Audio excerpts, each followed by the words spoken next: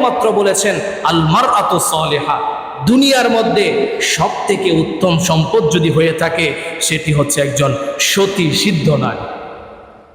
শুধু সুন্দর আর টাকা পয়সা অর্থের দিকে আমাদের দৌড়ালে চলবে না।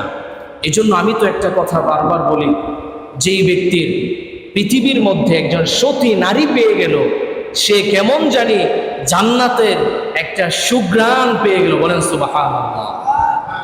অর্থাৎ আমি বলে থাকি জান্নাতের সুঘ্রাণ যদি তুমি দুনিয়াতে কিছুটা উপভোগ করতে চাও, তাহলে একটা সতী সিদ্ধ নারী যদি তোমার কপালে মিলে যায়, তবেই তুমি জান্নাতের সামান্য একটি সুঘ্রাণ তুমি পাবে। বলেন সুবহানাল্লাহ।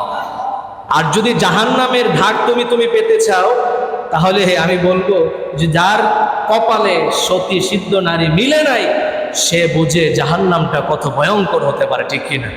এই জন্য আমাদের সন্তানদেরকে যখন আমরা